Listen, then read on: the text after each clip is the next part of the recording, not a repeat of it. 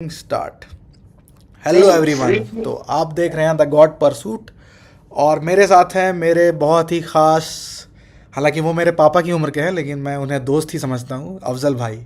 तो मैं उनकी पर्सनली काफ़ी इज्जत करता हूँ लेकिन हमारे जो विचार हैं वो मिलते नहीं हैं एक दूसरे से। आज हम लोग डिस्कस करेंगे क्या फ्री विल अगर है तो गॉड को फ्यूचर पता हो सकता है। मेरे मानने में ये पॉसिबल नहीं है, क्योंकि अगर फ्यूचर गॉड को तभी पता चल सकता है जब फ्यूचर ऑलरेडी एग्जिस्ट करता है, और अगर फ्यूचर ऑलरेडी एग्जिस्ट करता है मतलब फ्यूचर फिक्स्ड है। और हम लोग जो फील करते हैं अपने लाइफ में वो एक फ्री विल का इल्यूज़न मिलता है हम लोग को, मतलब वो हमें लगता तो है कि वो फ्री विल है, लेकिन चूंकि फ्यूचर ऑलरेडी एग्जिस्ट करता है तो आपकी जो लाइफ की जर्नी है वो ऑलरेडी एग्जिस्ट करती है।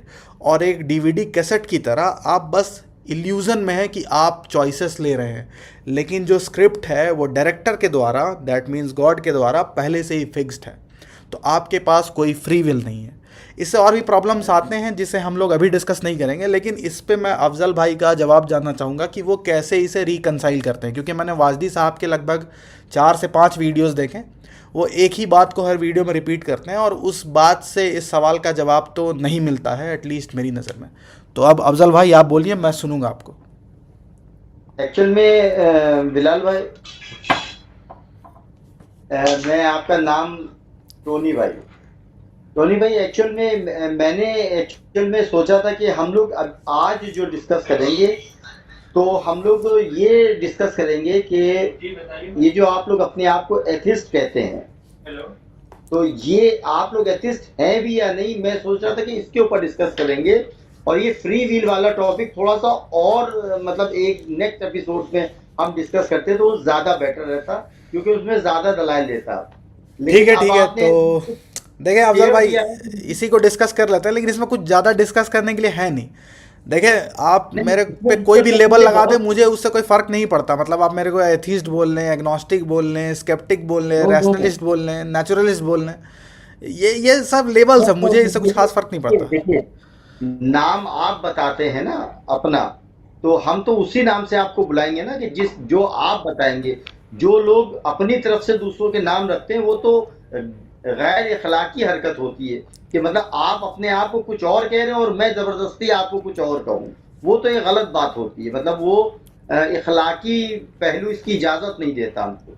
अगर आपने कहा कि आप एथिस्ट हैं, तो फिर मैं देखूंगा ना कि आप अगर अपने आप को एथिस्ट कह रहे हैं तो उसका मायना क्या है, या आप किस वजह से अपने आप को एथिस्ट कह रहे हैं। तो इसलिए मैं ये फिलहाल सोच के आया था कि अगर इस वक्त अगर हम इसके ऊपर बात करें और मतलब अगली टर्न में आप मुझसे जो है इसके ऊपर जरूर बात करें, फ्री विल के ऊपर, ताकि मैं आपको थोड़ा सा साइंस के पॉइंट ऑफ व्यू से भी जवाब दूं, ताकि आपको वो चीज समझ में आए कि मैं जो कह रहा हूँ वो क्यों कह रहा हूँ। तो अगर आप इजाजत दें तो मतलब इस पे थोड़ा सा बात करके आज ये जो टॉपिक हमने सेलेक्ट किया है, ये कि आप एथिस्ट क्यों नहीं है, मैं आपको बताऊंगा। आप अगर अपने आप को एथिस्ट कह रहे हैं तो आप एथिस्ट नहीं हैं, तो आप कम से कम एथिस्ट कहना तो बंद करें अपने आप को। चले, मैं और आपको इसके अपनी बाद जर्नी बता देता हूँ, ठीक है? तो आपको तो पता ही है, मैं शायद इस बात पे, जैसे मैं किसी से बात करता हूँ ना तो लोगों को शक होता है कि ये मुसलमान नहीं, ये हिंदू है, ये मुसलमानों को बदनाम करने के लिए ऐसा कर रहा है। तो आपको तो खैर हाँ यकीन हो लगता गया हूँ, होगा कि ऐसी बात नहीं है। तो हाँ हाँ देखें, सही। मैं अभी भी मुसलमान ही हूँ अगर देखा जाए तो, क्योंकि पब्लिक लाइफ में मैं लोगों से ज़्यादा इस बारे में नहीं बात करता, क्योंकि आपको पता है कि ये आपके लिए ख़तरनाक भी हो हाँ हाँ, सकता है।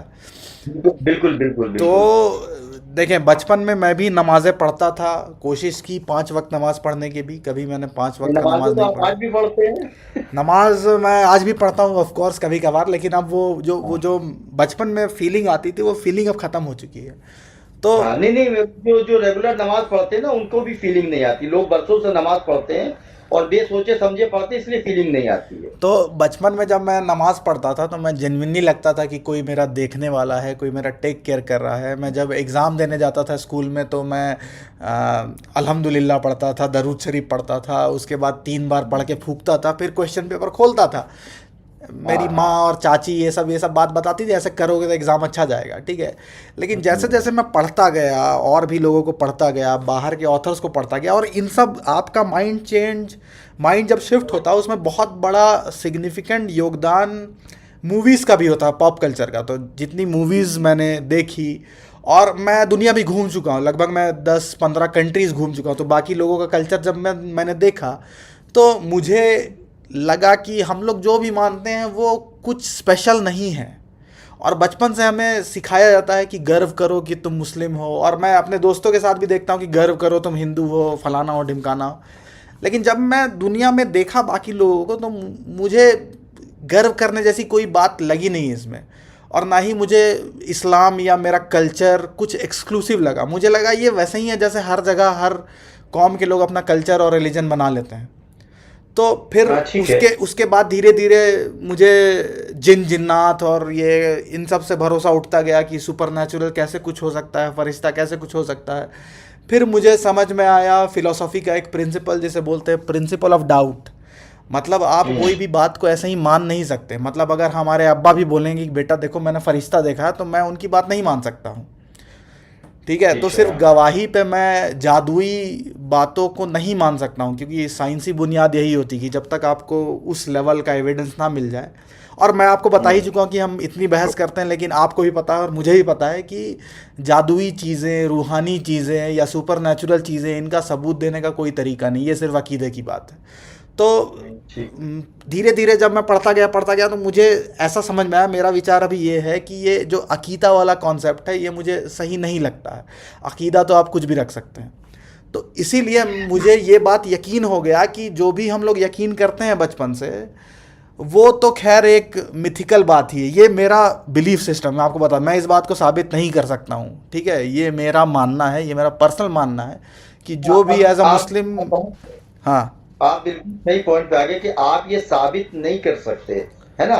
लेकिन जब हम एथिस्ट के मायने को देखते हैं, जो मतलब जैसे आपने अपनी पूरी जर्नी बताई कि जितनी भी मजहब की चीजें हैं वो धीरे धीरे मतलब आपको दूरी लेके जाती रही, आपको उसके अंदर कुछ कुछ कमियां नजर आई, लोगों के तरीके जो लोगों ने बताए आपको नहीं समझ में आ रहे वो, तो धीरे धीरे आपको वो चीज जो है ना वो सही नहीं लगी।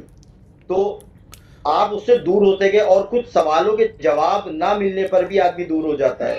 बहुत सारे सवाल ऐसे होते हैं बच्चों के दिमाग में, जो मजहबी लोग, मजहब से मुराद यहाँ पे मैं सिर्फ मुसलमानों की बात नहीं कर रहा हूँ, चाहे वो हिंदुज्म हो या जिससे भी मतलब मजहब है जो अपने आप को खुदा से जोड़ते हैं, तो जब उनसे सवाल किया जाता है तो उसका तसल्ली बख्श जवाब ना देने पर भी बहुत से लोग आपके रास्ते पर निकल पड़ते हैं, क्योंकि उनको जवाबात नहीं मिलते, उल्टा गाली गलौज भी करने लगते हैं लोग, या उनको बुरा भला भी कहने लगते हैं, बहुत सारी जगहों पर मारने पीटने भी लगते हैं लोग। उसकी वजह से भी लोग आपके रास्ते पे चले जाते हैं जो आपका रास्ता है। लेकिन जो मैं बात कहना चाह रहा हूँ उसको थोड़ा सा गौर से आप समझिएगा। आपने अपने आप को एथिस्ट कहा, अगर मान लीजिए आप अपने आप को एथिस्ट कहते हैं, मैं कह रहा हूँ इस दुनिया में कोई भी शख्स एथिस्ट नहीं है। आप एग्नोस्टिक तो हो सकते हैं, एथिस्ट आप नहीं है, क्योंकि अगर हम मजहब की किताब और साइंस दोनों को एक साथ लेकर अगर चले, तो मजहब की किताब कहती है कि खुदा है, साइंस कहती है कि ये दुनिया की इब्तिदा बिग बैंग से हुई है, राइट। इतना करेक्ट। मानते हैं ना आप। हाँ जी। बिग बैंग से दुनिया की इब्तिदा हुई। बिग बैंग से पहले क्या था, मतलब वो जो सिंगुलैरिटी जहां पे एग्जिस्ट करती थी, उस उसका वो जो कौन सा आप लोग एक लॉ लगाते हैं, plus two the power 43 minus 43 वाला जो आप पावर लगाते हैं, उससे पहले का आपको पता नहीं है, करेक्ट। ठीक है ना। अगर आपको पता नहीं है कि उससे पहले क्या हुआ था, क्या है क्या नहीं, किसी ने बनाया कि नहीं बनाया, आपको भी नहीं पता है। मजहब वाले ये क्लेम करते हैं कि कोई खुदा है, कोई भगवान है, कोई गॉड है, कोई क्रिएटर है जिसने ये बनाया। आप कहते हैं कि हमें पता नहीं कि नहीं बनाया। इसका मतलब अगर हम इस मामले को 50-50 भी कर लें कि 50% चांसेस है कि खुदा है, और आपकी तरफ से हम सोच लें कि 50% चांस है कि खुदा नहीं है, आप हमसे अगर कोई इंपेरिकल एविडेंस मांगते हैं तो हम मतलब नहीं दे पाते। मैं बताते खुद अपना दावा, मेरा जो अपना दावा है कि हमको खुदा पे ईमान रखना है, मतलब हम उसका प्रूफ उस तरीके से नहीं दे सकते जिस तरीके से आप लोग मानते हैं, क्योंकि हमारी कुरान में भी अल्लाह ताला हमको इसी तरीके से मुखातिब करता है, या अय्युहल्लज़ीना आमनू, ऐ वो लोगों जो ईमान लेकर आए हो। तो मतलब कि खुदा भी हमको ईमान वाला कह के ही बुला रहा है कि हमें ईमान रखना है खुदा पे, ना कि हमें मतलब उसको जीता जागता किसी को दिखाना है। हम जो खुदा को मानते हैं तो हम कुछ इस दुनिया की चीजों को स्टडी करके उसकी बिना पे हम खुदा को मानते हैं, वो एक अलग बहस है। लेकिन हम अभी इस मामले को अगर 50-50 रखते हैं कि सबूत मैं भी आपको नहीं दे पा रहा हूं, आप अगर ये कहते हैं कि खुदा नहीं है, इस बात का आपके पास क्या सबूत है? क्योंकि आप दावा कर रहे हैं ना कि खुदा नहीं है, इसका सबूत आपके पास क्या है? अफजल भाई, इस बात का हमारे पास कोई सबूत नहीं है, और ये मैं बहुत बार बोल चुका हूँ। क्योंकि तो सबूत कैसे दे सकते हैं जब हमें पता ही नहीं उसके बारे में कुछ भी बात, तो उसका सबूत कैसे दिया जा सकता है? मैं यही आपसे सुनना चाहता हूं, मैं यही कह रहा हूं कि आप लोग एथिस्ट अपने आप को नहीं बुला सकते, क्योंकि देखिए अगर हम जो है ना एकदम ईमानदारी से बात करें, जो भी जिस चीज का दावा करेगा उसको उसका प्रूफ देना पड़ेगा, राइट? मतलब हम मतलब एक बाइसनेस से हट के अगर हम बात करें ईमानदारी से कि भाई मेरे हिसाब से भी मतलब जो सबूत आप जिस तरीके का मांगते हैं हमारे पास नहीं है, हम जो है कुछ एविडेंस के बिना पे ये ईमान रखते हैं कि खुदा है। आपने कहा कि आपके एविडेंस कमजोर है, मैं आपके एविडेंस को तस्लीम नहीं करता, ठीक है ना? तो मतलब मैं आपको ईमान रखने के लिए कह रहा हूं, मैं खुदा को ला के दिखा नहीं सकता आपको। अब अगर आप ये कहते हैं कि खुदा नहीं है, तो अब बर्डन ऑफ प्रूफ आपके ऊपर पड़ता है। इस बात को देखिए ईमानदारी से समझिए, आप अपने आप को एथिस्ट नहीं कह सकते, क्योंकि अगर मैं कहूं कि आप खुदा नहीं है इसके सबूत दीजिए, आप कहते नहीं हमारे पास कोई सबूत नहीं, जो नहीं है ठीक है, अच्छी बात है। तो मेरी बात आप समझ रहे हैं ना कि मैं कहना चाह रहा हूं, एथिस्ट प्लीज अपने आप को बुलाना बंद करें। आप एथिस्ट नहीं है, आप अपने आप को एग्नोस्टिक कह सकते हैं कि भाई चलें, मुझे ठीक नहीं है पता अफजल भाई, है आज कि से जो लेबल है वो मैं लगा लेता हूँ कि मैं एग्नोस्टिक हूँ। हालांकि इससे मुझे कोई फ़र्क नहीं पड़ता, लेकिन जज़ाकल्लाह। मतलब देखिए ये बात मेरी आप समझ गए ना। देखिए मैं ये क्यों कह रहा हूँ, बात को मेरी समझिए आप। ये बात कहने के बाद आपके ऊपर कोई बर्डन ऑफ प्रूफ नहीं रह जाता है। अब आप मुझसे 1000 सवाल करेंगे कि मैं खुदा को साबित करने के जितने भी मेरे पास सबूत हैं, जिस जिस तरीके से मैं समझता हूं कि खुदा को साबित किया जा सकता है, वो मैं अपनी पूरी जिंदगी लगा दूंगा आपको मनवाने के लिए नहीं, आपके सामने सबूत पेश करता रहूंगा। जब जब मेरे सामने वो सबूत आएंगे मैं आपको पेश करूंगा। आपका दिल चाहे आप माने, दिल चाहे ना माने, ये आपकी मर्जी है। लेकिन इंशाल्लाह। अगर आप अपने आप को एग्नोस्टिक कहते हैं, मैं क्यों कह रहा हूं कि आपको एग्नोस्टिक ही कहना चाहिए। एथिस्ट कहने के बाद एक फितना क्रिएट होगा माशरे के अंदर कि आप एक तो खुदा का सबूत नहीं दे पा रहे, उसके बाद आप दावे इस तरीके से कर रहे हैं कि मतलब खुदा नहीं है, रसूल झूठा है, किताबें झूठी हैं, फला झूठा दम। तो ये जो है ना माशरे में फितना क्रिएट करता है। आज जैसे मैं और आप एक दूसरे से बात कर रहे हैं, और पहले भी हमने एक दूसरे से काफी बात करी, यहाँ तक कि आपने ये भी इजहार किया कि आप मुझसे मिलने आएंगे लखनऊ, है ना? इंशाल्लाह। आप दूसरे लोगों से तो मिलने का आप डरते हैं ना, मुझसे मिलने के लिए आप इसलिए कह रहे हैं क्योंकि आप मेरा नेचर समझिए कि मैं दीन को प्रेजेंट जरूर कर रहा हूं, लेकिन मेरे अंदर कोई शिद्दत नहीं है। मेरा काम आपसे को मनवाना नहीं है, मेरा काम है खुदा की दावत आप तक पेश करना। मानना ना मानना ये आपका काम है। जबरदस्ती करना ना मेरे खुदा ने मुझे सिखाया, ना मेरे रसूल ने मुझे सिखाया। हमारे यहाँ कुरान मजीद में रसूल को अल्लाह ताला ने पाबंद कर दिया कि आपका काम है सिर्फ ये जो पैगाम है इसको पहुंचा देना। दारोगा बना के हमारे रसूल को नहीं भेजा गया, तो हम लोग तो उनकी उम्मत में आते हैं ना। तो मेरा ये वाला जो आपसे मतलब ये बात करने का जो मकसद है कि अगर आपके जरिए दूसरे लोगों तक ये बात पहुंच जाए कि आप एथिस्ट नहीं हैं, अगर आप ईमानदार हैं तो आप अपने आप को एथिस्ट नहीं कह सकते। क्यों? क्योंकि अगर आप ये दावा करते हैं कि खुदा नहीं है, तो फिर आपको वो सबूत फराहम करने पड़ेंगे कि खुदा के ना होने का आपके पास सबूत क्या है, जो कि आपके पास नहीं है। और अगर आपके पास सबूत नहीं है तो बस उसी लिमिटेशन पे आप भी रहिए कि भाई हमें नहीं पता। फिर उसके बाद बर्डन ऑफ प्रूफ हमारे पर है अगर, तो हम देंगे आपको वक्तन बवक्तन, जब भी हमें मौका मिलेगा हम आपके सामने अपने दलाल रखेंगे। और इंशाअल्लाह जो है हो सकेगा, हमें उम्मीद है। मतलब अच्छे आदमी तो ईमान पे ही खात्मा होगा, ये मेरा मानना है, ये मेरा तजर्बा कहता है। जितने लोग भी, चाहे वो एथिस्ट हो, चाहे हिंदू हो, चाहे मुस्लिम हो, चाहे ईसाई हो, ये सब लोग ईमान पे खुदा के ऊपर बिलीव करेंगे और इंशाल्लाह इस दुनिया से जाएंगे क्योंकि उनको इंशाल्लाह। जन्नत में जाना है। जी, ये मेरा मानना है। आप मुझे एक अच्छे आदमी लगते हैं, अच्छे इंसान हैं आप, तो मैं अपनी पूरी जिंदगी लगाऊंगा आपको समझाने में कि खुदा का वजूद है, जब तक आप उसको मान नहीं जाते।